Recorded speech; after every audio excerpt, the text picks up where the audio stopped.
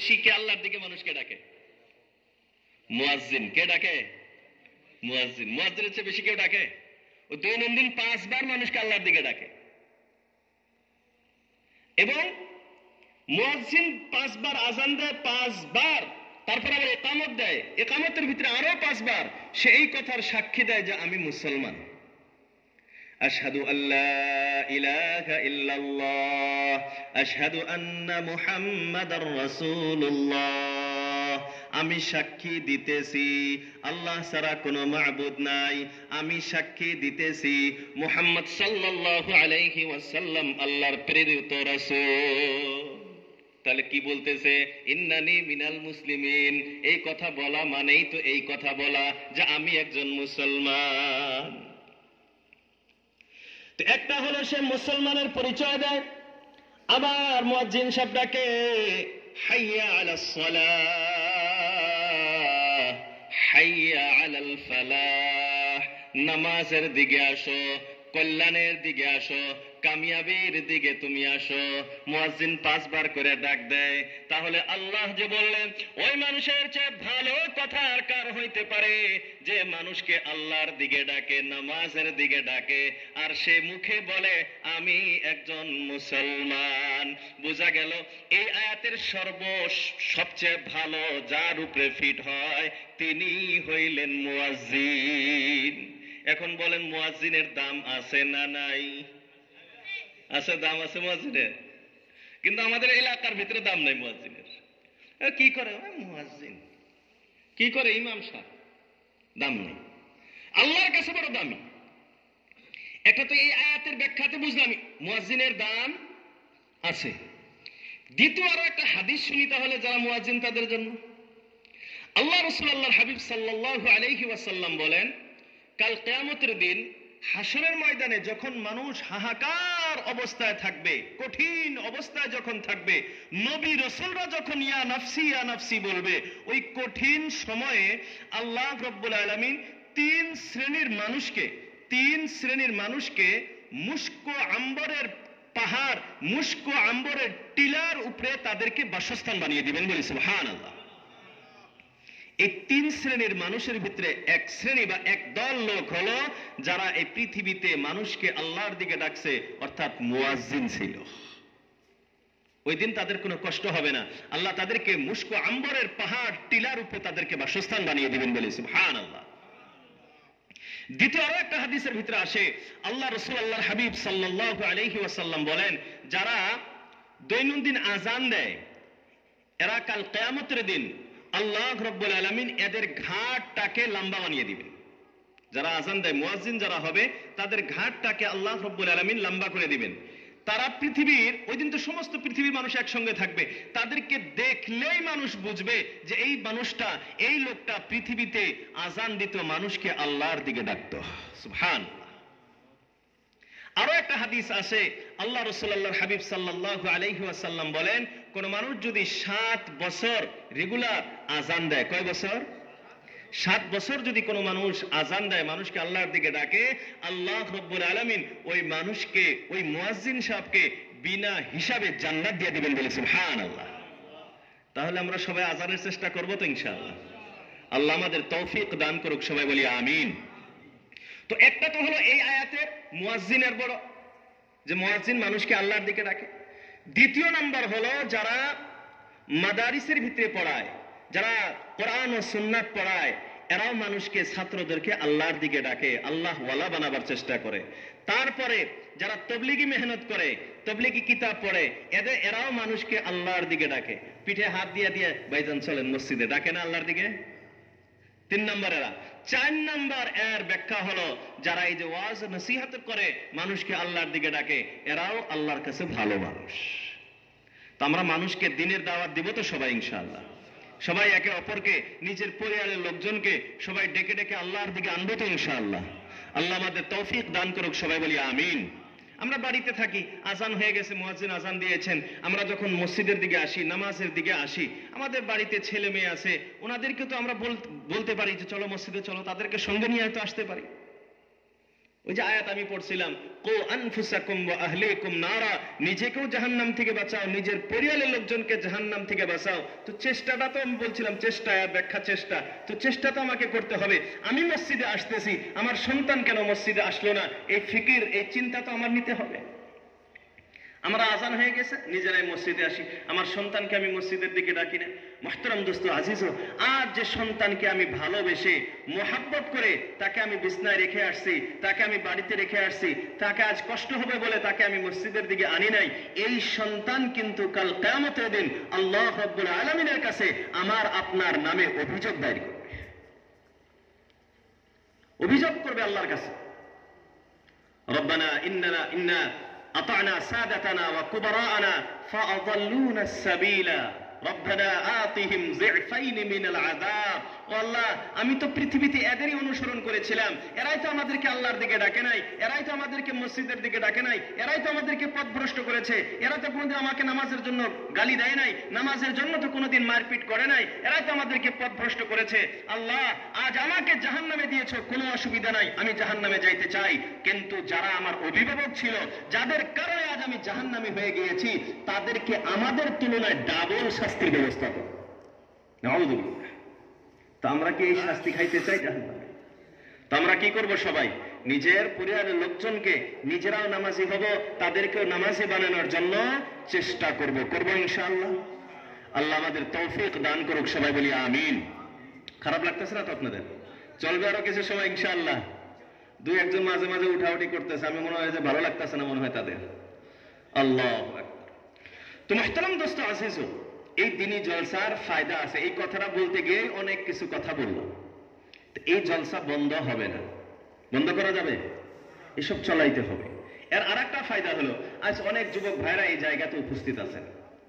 এই যুবক ভাইরা আর যদি জলসা না হইতো, এনারা যদি এই জলসায় না আসতেন, তাহলে কি করতেন? বাড়িতে বসে, রাস্তাঘাটে বসে মোবাইলে গেম খেলাইতো, মোবাইলে ফেসবুক ইত্যাদির ভিতরে ব্যস্ত থাকতো।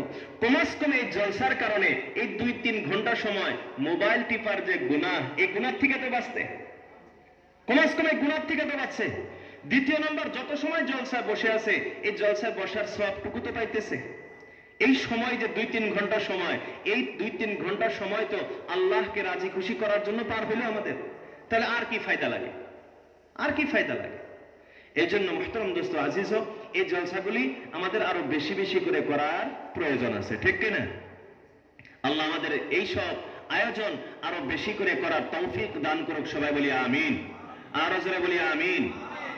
এখন মূল আলোচনা কিছু অন্যদিকে আলোচনা করি। একটা তো এই বিষয়ে বললাম, জলসার বিষয়ে আলোচনা হইল। দ্বিতীয় নাম্বার, আজকের এই জলসার আয়োজন করা হয়েছে মসজিদের পক্ষ থেকে, ঠিক না? লামাজোয়ার উরিখালপা জামি মসজিদের 10তম বার্ষিক ওয়াজ মাহফিল। তো ওয়াজের আয়োজন করা হয়েছে মসজিদের পক্ষ থেকে।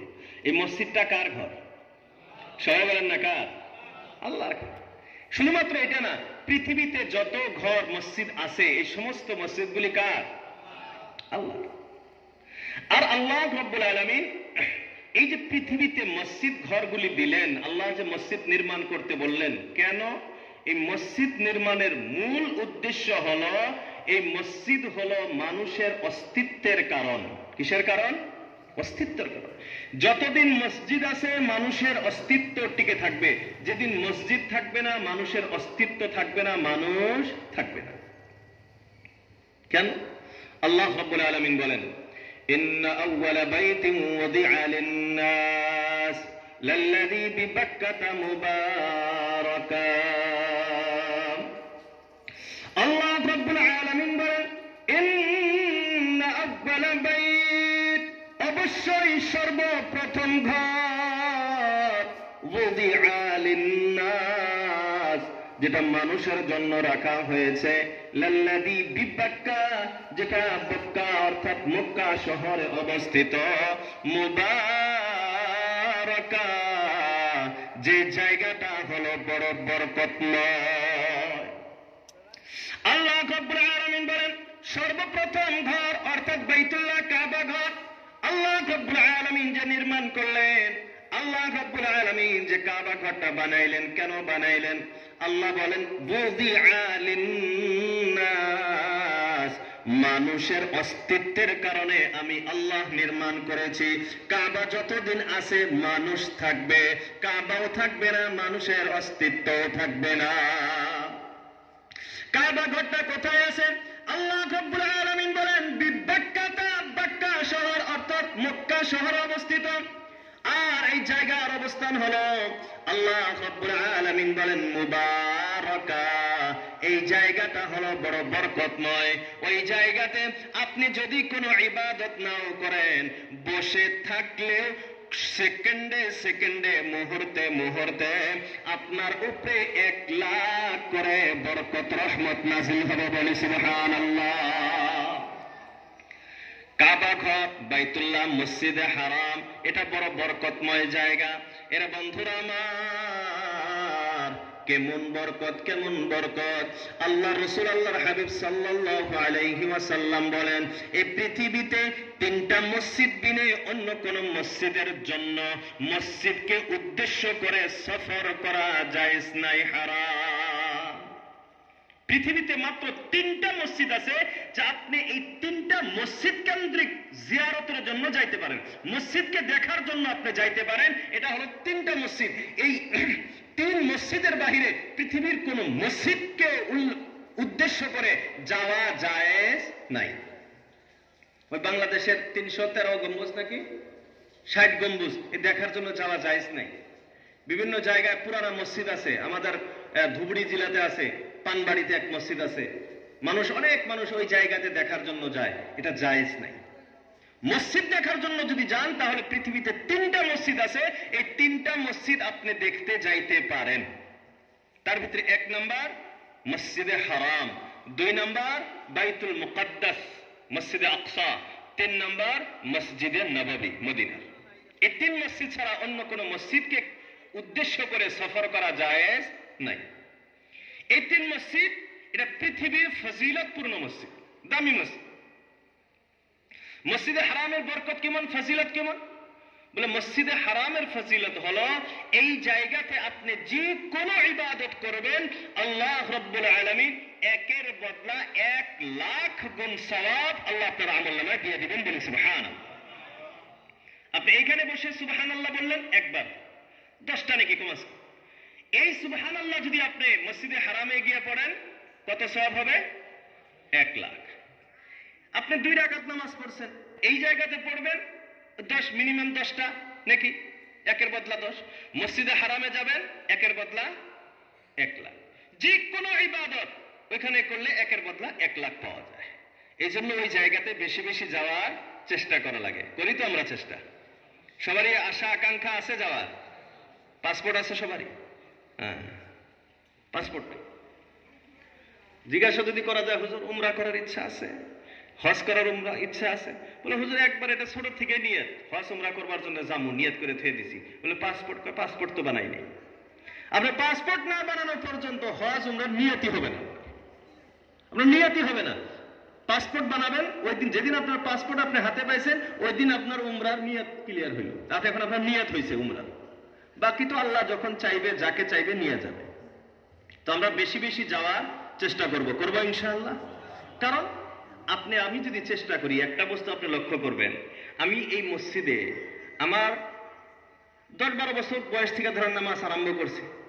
আমার 60 বছর বয়স পর্যন্ত যদি নামাজ পড়ি, 1 লাখ নামাজ হওয়া বড় জটিল। 1 লাখ নামাজ হবে না, হিসাব করে দেখবে, হইতেও পারে, কিন্তু 1 লাখ হবে না। আমার একটা আইডিয়া, হিসাব করি নিয়ে। কিন্তু ওই জায়গাতে 1-এর বদলা 1 লাখ। তাহলে আপনি যদি 10 দিন থাকতে পারেন, 1 সপ্তাহ যদি থাকেন, 5 ওয়াক্ত করে নামাজ যদি আপনি পড়েন, তাহলে 5 ওয়াক্তই 5 লাখ নামাজের সওয়াব। 1 সপ্তাহ থাকলে কত সওয়াব হবে? এই জন্য আমরা ওই জায়গাতে যাওয়ার চেষ্টা করব। আল্লাহ আমাদের সবাইকে বারবার যাওয়ার তৌফিক দান করুক, সবাই বলি আমিন। দ্বিতীয় আর একটা ফায়দা হলো, আল্লাহ রাসূল, আল্লাহর হাবিব সাল্লাল্লাহু আলাইহি ওয়াসাল্লাম বলেন, তোমরা বেশি বেশি করে উমরা করো, বারবার উমরা করো। কারণ উমরাহ করলে আল্লাহ রাব্বুল আলামিন টাকা পয়সার ভিতরে বরকত দান করেন। বলে সুবহানাল্লাহ। যাদের অভাব অনটন ছাড়ে না, এরা কষ্ট করে টাকা পয়সা জমা করে উমরা করেন, বারবার উমরা করেন, আল্লাহ আপনাদের টাকা পয়সার ভিতরে বরকত দিয়ে দেবে। বলে সুবহানাল্লাহ। আশা আকাঙ্ক্ষা রাখেন, চেষ্টা করেন, আল্লাহ পৌঁছাবে।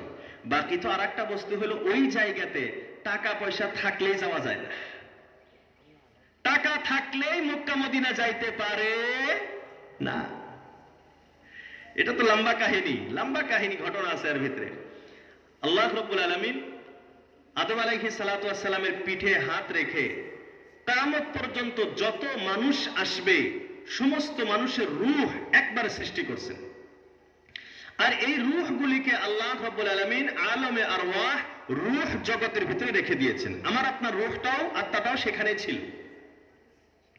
হযরতে ইব্রাহিম ও ইসমাঈল আলাইহিস সালাম যখন কাবা ঘর নির্মাণ করলেন আল্লাহর আদেশে, নির্মাণ কার্য যখন পূর্ণ হয়ে গিয়েছে, এখন আল্লাহ রাব্বুল আলামিন হযরতে ইব্রাহিম আলাইহিস সালাতু ওয়াস সালামকে বলতেছেন, ওয়াআদ্দিন ফিন নাস, এ ইব্রাহিম তুমি কি করো, মানুষকে আযান দাও, মানুষ যাতে হজ করার জন্য আসে এই জন্য আযান দাও। ওই সময় যখন হযরত ইব্রাহিম ও ইসমাঈল আলাইহিস সালাম কাবা ঘর নির্মাণ করেছেন, ওই এলাকাতে মক্কাতে কোনো মানুষ ছিল? ভাই ছিল? একজন প্রাণীও নাই, কোনো মানুষ নাই, প্রাণীও নাই। কারণ প্রাণী থাকতে হলে তো পানি টানির প্রয়োজন আছে, কিচ্ছু নাই, মরুভূমি। ইব্রাহিম আলাইহিস সালামকে আল্লাহ আপনি আমাকে আযান দিতে বলতেছেন, আযান তো দিব, আমার আযান শুনবে কে? আযান আমি দিব কিন্তু আমার আযান শুনবে কে? আল্লাহ রাব্বুল আলামিন বললেন, ইব্রাহিম আযান দেওয়া তোমার কাম, মানুষের কানে কানে পৌঁছায় দেওয়া এটা আমি আল্লাহর কাম। বলি সুবহানাল্লাহ। আযান দেওয়া তোমাকে বলা হয়েছে, তুমি আযান দাও, কার কানে পৌঁছানো লাগে এটা আমি আল্লাহ পৌঁছিয়ে দিই। হযরত ইব্রাহিম আলাইহিস সালাতু ওয়াস সালাম আযান দিলেন। আল্লাহ রাব্বুল আলামিন এই আযান আলমে আরওয়াহ রূহ জগতে আমি আপনি প্রত্যেকের কানে কানে আল্লাহ রাব্বুল আলামিন পৌঁছিয়ে দিলেন। বলি সুবহানাল্লাহ। এখন আযান যখন হয়, আযানের তো জবাবও দেওয়া লাগে, কি জবাব দেওয়া লাগে না? আযানের জবাব দেওয়া লাগে না? আমরা দেই তো। আযানের জবাব কি? মসজিদে আযান যখন হয় মুয়াজ্জিন সাহেব যেটা বলে আমিও সেটাই বলবো, এটাই আযানের জবাব, অন্য নতুন কিছু তো বলা লাগে না। তো হযরতে ইব্রাহিম আলাইহিস সালাতু ওয়াস সালাম আযান দিলেন, রূহ জগতে সবার কানে কানে আল্লাহ রাব্বুল আলামিন পৌঁছিয়ে দিলেন। ওই দিন এই রূহ জগতের রূহগুলি ইব্রাহিম আলাইহিস সালাতু ওয়াস সালামের আযান শোনার পর তারা আযানের জবাব দিয়েছে, আযানের জবাব দিয়েছেন। এখন অনেকেই দিয়েছেন, অনেকে আবার দেন নাই। আমাদের আযান মসজিদে আযান হলে সবাই কি আযানের জবাব দেয়? সবাই দেয়? অনেকে চা খাওয়ার ভিতরে ব্যস্ত থাকে, গল্পের ভিতরে ব্যস্ত থাকে। হালাকে আযানটা এত গুরুত্বপূর্ণ একটা বস্তু, আযান হওয়ার সময় কোরআন তেলাওয়াত করা পর্যন্ত জায়েজ নাই। এই যে উলামা কেরাম আছে এখানে শুনে নেবেন, আযানের সময় কোরআন তেলাওয়াত জায়েজ নাই। কোরআন তেলাওয়াত চলতেছে, আপনারা কোরআন তেলাওয়াত করতেছেন, আযানের আওয়াজ আসছে, কোরআন তেলাওয়াত বন্ধ করেন, আযান শুনেন এবং আযানের জবাব দেন। অত্যন্ত জরুরি বস্তু এটা, কিন্তু অনেকে আমরা অবহেলা করি, দেই না। তো ওই দিন রূহ জগতে অনেকেই আযানের জবাব দিয়েছেন, অনেকেই দেন নাই। আবার ওই দিন অনেকেই একবার জবাব দিয়েছেন, অনেকে আবার কয়েকবার বারবার জবাব দিয়েছেন। আল্লাহ রাসূল আল্লাহর হাবিব সাল্লাল্লাহু আলাইহি ওয়াসাল্লাম বলেন, ওই দিন যারা আযানের জবাব দিয়েছেন, ওই দিন যারা আযানের জবাব দিয়েছেন, যে যতবার আযানের জবাব দিয়েছেন, কথাটা বোঝার চেষ্টা করেন, যে আযানের জবাব দিয়েছেন এবং যে যতবার আযানের জবাব দিয়েছেন সে ততবার মক্কা মদিনা যাওয়ার তৌফিক পাবে। বলি সুবহানাল্লাহ। টাকা পয়সা থাকলে মক্কা মদিনা যাওয়া যায় না, আযানের জবাব যদি দেওয়া থাকে আল্লাহ আপনাকে যেমনেই হোক পৌঁছিয়ে দিবে। এজন্য আল্লাহর কাছে দোয়া করা লাগে, আল্লাহ আযানের জবাব দিছি কিনা আমি তো জানি না, আল্লাহ তুমি তো ভালোভাবে জানো, আল্লাহ তুমি আমার কপালে, আল্লাহ তুমি আমার নসিবে, আল্লাহ তুমি আমার তকদিরে মক্কা মদিনা লিখে দাও। বেশি বেশি দোয়া করবো তো ইনশাআল্লাহ। আল্লাহ আমাদের তৌফিক দান করুক, সবাই বলি আমিন। তো মসজিদে হারামের ফজিলত কি, বরকত কি? প্রত্যেক ইবাদতের বদলা 1 লাখ গুণ বেশি। মসজিদে আকসা বাইতুল মুকাদ্দাস, যেটা মুসলমানদের প্রথম কিবলা ছিল, যেটা বর্তমান মুসলমানদের কবজায় নাই ফিলিস্তিনে, আমাদের বেশি বেশি দোয়া করা দরকার, আল্লাহ আমাদের প্রথম কিবলা আল্লাহ আমাদের হাতে ফিরিয়ে দাও, আল্লাহ আমাদের প্রথম কিবলা আল্লাহ আমাদের হাতে ফিরিয়ে দাও, জালিমদের হাত থেকে প্রথম কিবলাকে আল্লাহ রক্ষা করো। এটা বেশি বেশি দোয়া করা দরকার, করবো তো আমরা ইনশাআল্লাহ। মসজিদে আকসা বাইতুল মুকাদ্দাসের ফজিলত কি? বলে এখানে প্রত্যেক ইবাদতের বদলা 50,000 গুণ বেশি। মসজিদে হারামে ছিল 1 লাখ, এখানে হলো 50,000। আপনি একবার সুবহানাল্লাহ বলবেন, 50,000 গুণ বেশি। যে কোনো ইবাদত করবেন 50,000 গুণ বেশি। তৃতীয় নম্বর মসজিদ, মসজিদে নববী, রাসূলুল্লাহ সাল্লাল্লাহু আলাইহি ওয়াসাল্লামের রওজার মসজিদ। মসজিদে নববীর ফজিলত কি? 1 নম্বর তো হলো ইবাদতের ফজিলত, যে কোনো ব্যক্তি ওই জায়গাতে যে কোনো ইবাদত করুক। এখানে 2টা হাদিস আছে। একটা হাদিস হলো একের বদলা 10,000, একের বদলা 10,000 গুণ বেশি। অন্য একটা হাদিসে একের বদলা 50,000 গুণ বেশি। তাহলে ওই জায়গাগুলিতে যাওয়ার প্রয়োজন আছে তো? আল্লাহ আমাদের তৌফিক দান করুক, সবাই বলি আমিন। দ্বিতীয় নম্বর মসজিদে নববীর ফজিলত, আল্লাহ রাসূল আল্লাহর হাবিব সাল্লাল্লাহু আলাইহি ওয়াসাল্লাম বলেন, যারা এই জায়গাতে আসার পর আমার রওজাতে আমার সম্মুখে দাঁড়ায় যারা সালাম দেয়, আমি রাসূলুল্লাহ স্বয়ং কানে তার সালাম শুনি এবং আমি নিজ মুখে তার জবাব দেই, বলি সুবহানাল্লাহ। তাহলে ওই জায়গাতে যাওয়ার প্রয়োজন আছে তো? আল্লাহ আমাদের বারবার বেশি বেশি মক্কা মদিনা যাওয়ার তৌফিক দান করুক, সবাই বলি আমিন। তো মুহতারাম দোস্ত আজিজো, তো মক্কা, বাইতুল্লাহ বা মসজিদে হারাম, আল্লাহ রাব্বুল আলামিন বলেন মুবারাকা, এটা হলো বরকতময় একটি জায়গা, বরকত। তো এই জায়গা থেকে ওটা হলো মূল পাওয়ার হাউস। বাইতুল্লাহ, মসজিদে হারাম, এটা হলো মেন পাওয়ার হাউস।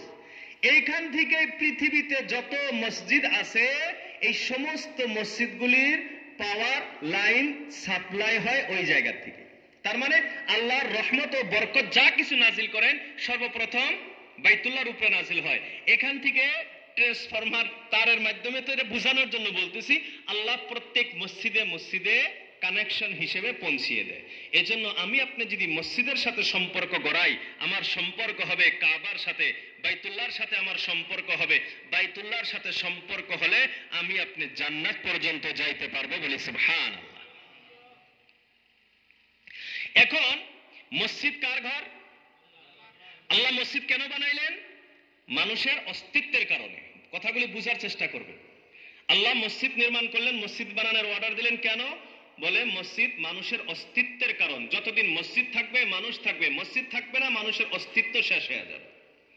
তাহলে এই মসজিদ, এটাকে কি এমনিই রাখা যাবে নাকি সুন্দর করে সাজাইতে হবে? সুন্দর করা লাগবে। পৃথিবীতে কোনো ঘরকে সাজানো, ঘরকে নির্মাণ করা, এটা আপনার জন্য প্রয়োজনীয় না, কিন্তু মসজিদকে সাজানো এটা আল্লাহর আদেশ। আল্লাহ রাব্বুল আলামিন বলেন, আমি আল্লাহ মানব জাতিকে অনুমতি দিয়েছি, আযিনাল্লাহু আন তুরফা ফি বুয়ুতিন, আল্লাহর ঘরগুলির ব্যাপারে, মসজিদগুলির ব্যাপারে আযিনাল্লাহ, আল্লাহ রাব্বুল আলামিন অনুমতি দিয়ে দিলেন, আল্লাহ পারমিশন দিয়ে দিলেন। কিসের পারমিশন? আন তুরফা, যে মসজিদগুলোকে উঁচু উঁচু করে সুন্দর করে বানাও। আল্লাহ রাব্বুল আলামিন মসজিদ ঘরকে উঁচু করে সুন্দর করে বানানোর জন্য অর্ডার দিলেন, অনুমতি দিলেন। কিন্তু আমার আপনার সমাজের বাস্তবতা হলো আমরা মসজিদের দিকে ধ্যান কম দেই, আমরা আমাদের নিজের ঘর, থাকা ঘরটাকে সৌন্দর্য করার চেষ্টা করি। এরে বন্ধুরা আমার, বাড়িতে, নিজের বাড়িতে ঘর বানানো তো লাগবেই, কিন্তু এই ঘরটা বানাইলে কেমন হবে, এর যে খরচা করবেন এটা কেমন হবে? আল্লাহ রাসূল, আল্লাহর হাবিব সাল্লাল্লাহু তাআলা আলাইহি ওয়াসাল্লাম বলেন, কুল্লু সাদাকাতিন, কুল্লু নাফাকাতিন ফি সাবিলিল্লাহ, কুল্লু নাফাকাতিন ফি সাবিলিল্লাহ ইল্লাল বিনা। আল্লাহ রাসূল, আল্লাহর হাবিব বিশ্বনবী সাল্লাল্লাহু তাআলা আলাইহি ওয়াসাল্লাম ইরশাদ করেন, কুল্লু নাফাকাতিন ফি সাবিলিল্লাহ, আমি আপনি যত খরচ করি প্রত্যেকটা খরচের বদলা আল্লাহ রাব্বুল আলামিন সওয়াব দেয়, সাদাকার সওয়াব পাওয়া যায়। কিন্তু আল্লাহর রাসূল বলেন একটা খরচ আছে, এই খরচে আল্লাহ কোনো সওয়াব দেয় না। এই খরচটা কোন খরচ? আল্লাহর রাসূল বলেন ইল্লাল বিনা ও ঘর নির্মাণ করা, এর ভিতরে কোনো সওয়াব নাই। প্রয়োজন মোতাবেক যদি ঘর, আমার প্রয়োজন, ছেলে মেয়ে নিয়ে থাকতে হয়, স্ত্রী নিয়ে থাকতে হয়, প্রয়োজনের ঘর নির্মাণ করলেও এই খরচে আল্লাহ কোনো সওয়াব দেন না। বড় আশ্চর্যের কথা এটা। আল্লাহ রাসূল বলেন প্রত্যেকটা খরচে সওয়াব আছে, প্রত্যেক খরচে।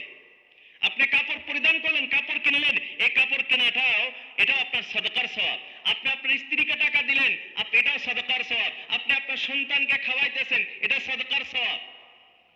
আল্লাহ রাসূল আল্লাহর হাবিব বলেন হাত্তা মা তাজআলু ফি ইমরাতিকা, তোমার স্ত্রীর মুখে যে নলা উঠাইতেছো, খাদ্য যে দিতেছো, এর বদলাও আল্লাহ রাব্বুল আলামিন সাদাকার সওয়াব দেয় বলে সুবহানাল্লাহ। আমার সন্তানের পিছনে আমি খরচ করি, তাকে কাপড় চোপড় কিনে দেই, আমার স্ত্রীকে কাপড় দেই, মা বাবাকে কাপড় দেই, তাদের খাবারের ব্যবস্থা করি, সন্তানের স্কুলের ফিসের ব্যবস্থা করি, স্কুলের ব্যবস্থা করি, এই যে টাকা পয়সা খরচ হয়, এই সমস্ত খরচের বদলা আল্লাহ রাব্বুল আলামিন সওয়াবের আকারে আমাকে আপনাকে দেয়। কিন্তু ঘর নির্মাণ করা, প্রয়োজনের ঘর, প্রয়োজন মোতাবিক ঘর নির্মাণ করলে এর কোনো সওয়াব আছে?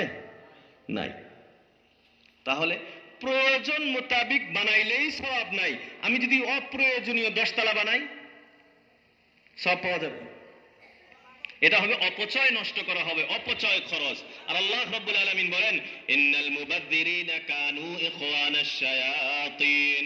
আল্লাহ রাব্বুল আলামিন জানায় দিলেন ইন্নাল মুবাযযিরিনা, অবশ্যই যারা অপচয় খরচ করে, অপচয় খরচকারীরা, এরা সব কয়টা হলো কানু ইখওয়ানাশ শায়াতিন, শয়তানের ভাই। এন শয়তানের ভাই, শয়তান তো জান্নাতে যাবে, শয়তান জান্নাতে যাবে, তো শয়তান যদি জাহান্নামে যায়, শয়তানের ভাই তাহলে কি জান্নাতে যাবে? তাহলে অপচয় খরচ করা, অপচয় নষ্ট করা, এটা হলো শয়তানের ভাই। তার মানে অপচয় নষ্ট করা যাবে না। একটা মাসলার দিকে ধ্যান দেন, অপচয় নষ্ট করা কত ক্ষতিকারক। আল্লাহ রাসূল আল্লাহর হাবিব সাল্লাল্লাহু আলাইহি ওয়াসাল্লাম বলেন, তুমি সমুদ্রে ওযু করতেছো, নদীতে ওযু করতেছো, এই সময়ে যদি তোমার প্রয়োজনের চেয়ে বেশি পানি নষ্ট করো, এটা অপচয় খরচার গুনাহ হবে। সমুদ্রে ওযু করতেছি, নদীতে বসে ওযু করতেছি, পুষ্করিণীতে বসে ওযু করতেছি, আমার 3 বার ধোয়া সুন্নাত, আমি 5 বার ধুইতেছি, গরমের দিন 5 বার ধুইতেছি। আল্লাহ রাসূল বলেন এটারও হিসাব দিতে হবে, এটা অপচয় নষ্ট হলো। আমরা অপচয় খরচ করার থেকে পরহেজ করব, বাঁচার চেষ্টা করব ইনশাআল্লাহ। আল্লাহ আমাদের তৌফিক দান করুক, সবাই বলি আমিন। তো ঘর নির্মাণ করাতে কোনো সওয়াব নাই, অন্য সমস্ত খরচের ভিতরে সওয়াব আছে। আরেকটা বস্তু হইল কি, বর্তমান যুগে আপনি দেখবেন ঘর নির্মাণের প্রতিযোগিতা চলতেছে। কে কার চেয়ে ভালো করে বিল্ডিং দিতে পারে, কে কার চেয়ে ভালো ডিজাইন করতে পারে, কে কার চেয়ে উঁচু করে বানাইতে পারে, এটা বর্তমান সমাজে প্রতিযোগিতা চলতেছে, কম্পিটিশন চলতেছে, ঠিক না? এখন এই এলাকায় আছে কিনা জানি না, অন্যান্য জায়গাতে চলতেছে কম্পিটিশন, কে কার চেয়ে বড়, কে কার চেয়ে ভালো করে ঘর নির্মাণ করতে পারে, কম্পিটিশন চলতেছে। এই যে কম্পিটিশন চলাটা, ঘর নির্মাণ নিয়ে কম্পিটিশন, এটা হলো কিয়ামতের বড় নিদর্শন। কম্পিটিশন চলতেছে মানে কিয়ামত আর বেশি দেরি নাই, কিয়ামত আসছে। আল্লাহ রাসূল আল্লাহর হাবিব সাল্লাল্লাহু আলাইহি ওয়াসাল্লাম বলেন, হাদিসে জিবরাইল নামক একটি হাদিস আছে, হযরত জিবরাইল আমিন আলাইহিস সালাতু ওয়াস সালাম আল্লাহ রাসূল আল্লাহর হাবিব সাল্লাল্লাহু তাআলা আলাইহি ওয়াসাল্লামকে প্রশ্ন করলেন। লম্বা হাদিস, শেষের দিকে বলতেছি, হযরত জিবরাইল আমিন আল্লাহ রাসূল আল্লাহর হাবিবকে প্রশ্ন করলেন, মাতাস সাআ, কিয়ামত কবে হবে? আল্লাহ রাসূল বলেন, মাল মাসউলু আনহা বিআলামা মিনাস সাইল, প্রশ্নকারীর থেকে প্রশ্ন যাকে করা হয়েছে বেশি জানে না। এটা প্রশ্ন যে করেছে সেও জানে না, যাকে প্রশ্ন করেছো সেও এই ব্যাপারে জানে না। তাই কিয়ামত কবে হবে এটা কি কেউ জানে? কিয়ামত কোন দিন হবে এটা আল্লাহ ছাড়া কেউ জানে না। তারপর হযরত জিবরাইল আমিন আলাইহিস সালাতু ওয়াস সালাম আল্লাহ রাসূল আল্লাহর হাবিব সাল্লাল্লাহু আলাইহি ওয়াসাল্লামকে বলতেছেন, ও মুহাম্মদ, কিয়ামত কবে হবে জানো না? ঠিক আছে, এটা মেনে নিলাম। ফাআখবির আন আমারাতিহা, কিয়ামতের কিছু নিদর্শন আমারে বলো, যার দ্বারা বোঝা যাবে কিয়ামত এখন একেবারেই নিকট। আল্লাহ রাসূল আল্লাহর হাবিব সাল্লাল্লাহু আলাইহি ওয়াসাল্লাম বললেন, এই কয়েকটা কথা বললেন, এগুলা যখন দেখবা তখন মনে করবা কিয়ামত একেবারেই নিকট। এক নাম্বার, আল্লাহ রাসূল আল্লাহর হাবিব সাল্লাল্লাহু আলাইহি ওয়াসাল্লাম জানায়া দিলেন, আনতালিদাল আমাতু রাব্বাতাহা, আনতালিদাল আমাতু রাব্বাতাহা, আনতালিদাল আমাতু রাব্বাতাহা। যখন দেখবা মা তার মালিককে জন্ম দিয়েছে, মার পেটে মার গর্ভে যখন তার মালিক জন্ম নেবে। এর বন্ধুরা আমার, বর্তমান তো গোলামবান্দির যুগ নাই, গোলামবান্দির যুগ তো শেষ হয়ে গিয়েছে। তাহলে এই হাদিসের ব্যাখ্যাকে মুহাদ্দিসিনে কেরাম বলেন, আনতালিদাল আমাতু রাব্বাতাহা, এর ব্যাখ্যা হলো মা তার গর্ভে এমন সন্তানকে জন্ম দিবে যে সন্তান বড় হওয়ার পর তার মার সাথে বান্দির মতো ব্যবহার করবে। বন্ধুরা আমার, এমন এলাকার ভিতরে সন্তান আছে না নাই, এমন কুলাঙ্কার নওজোয়ান আছে না নাই, যারা তার মার সঙ্গে বান্দির মতো ব্যবহার করে আছে না নাই?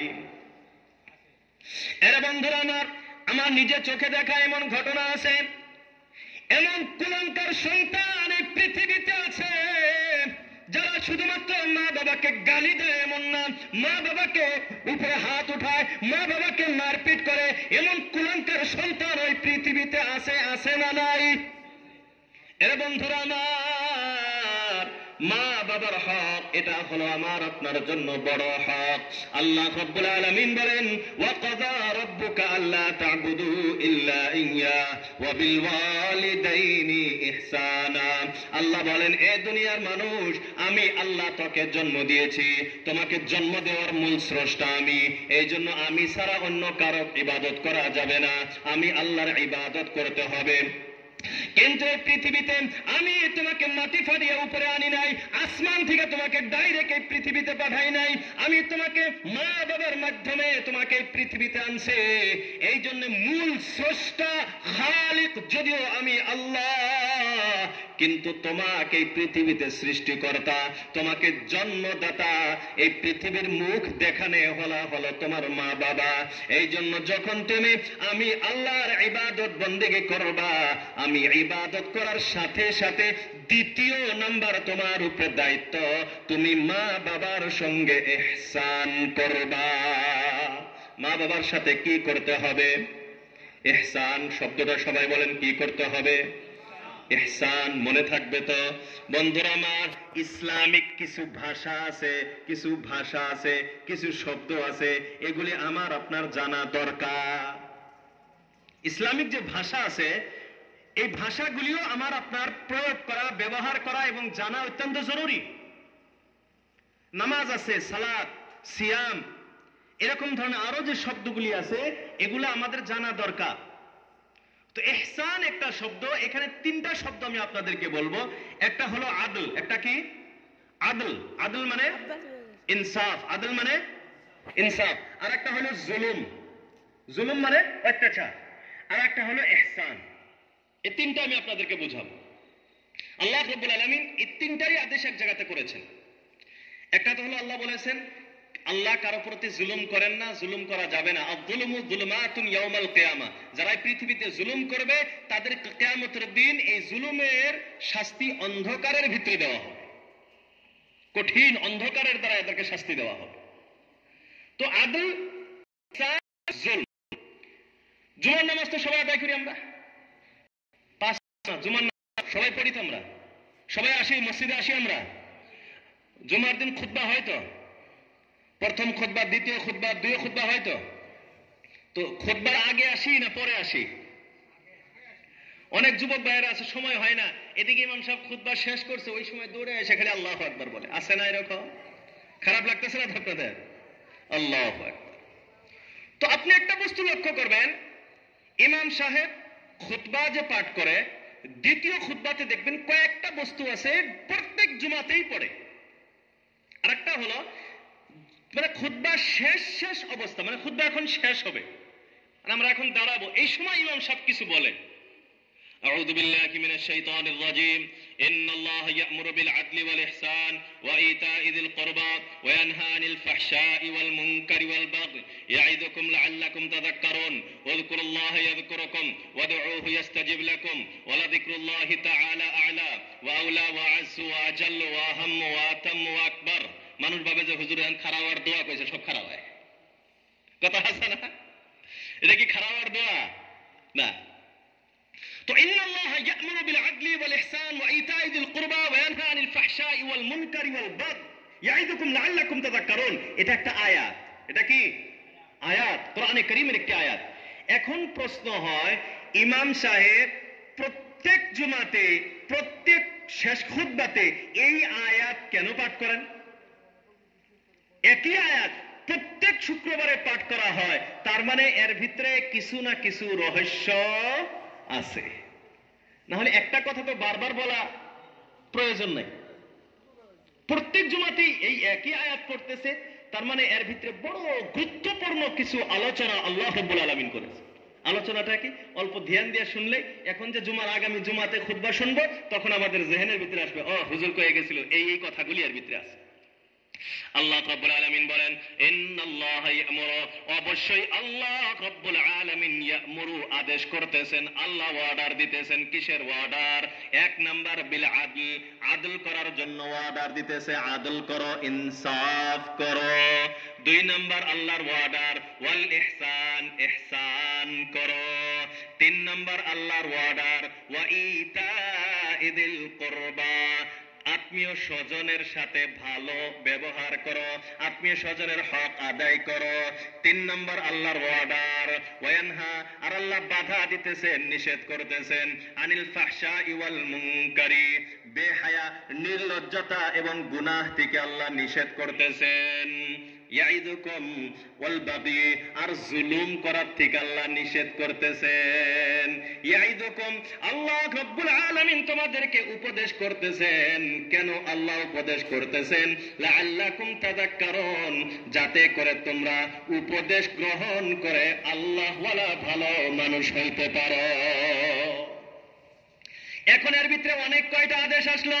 আদেশ আসলো তিনটা। ইয়া'মুরু বিল আদল ওয়াল ইহসান ওয়া ইতা'i যিল কুরবা, তিনটা আদেশ, তিনটা নিষেধ। বিল ফাহশাই ওয়াল মুনকারি ওয়াল বাগই, তিনটা আদেশ, তিনটা নিষেধ আল্লাহ রাব্বুল আলামিন করলেন। এখন এই তিনটা আদেশ আর তিনটা নিষেধ আমি সংক্ষিপ্ত আপনাদেরকে বুঝাই।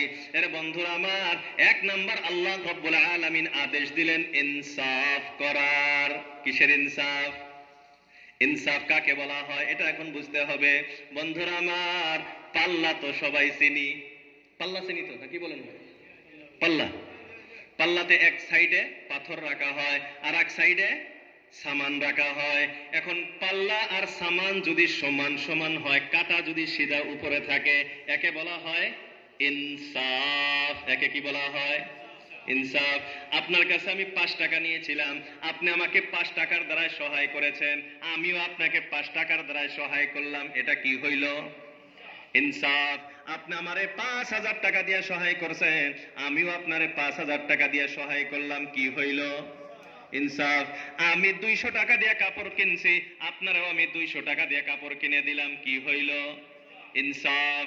এখন বলেন, একদিকে পাথর রাখা, একদিকে সামান রাখা, পাথরটা যদি নিচের দিকে যায়, সামান যদি উপরের দিকে আসে, সামান যদি কম হয়, এটাকে বলা হয় জুলুম। এটাকে কি বলা হয়? জুলুম। আপনি আমারে 5000 টাকা দিয়ে সহায় করছেন, আমি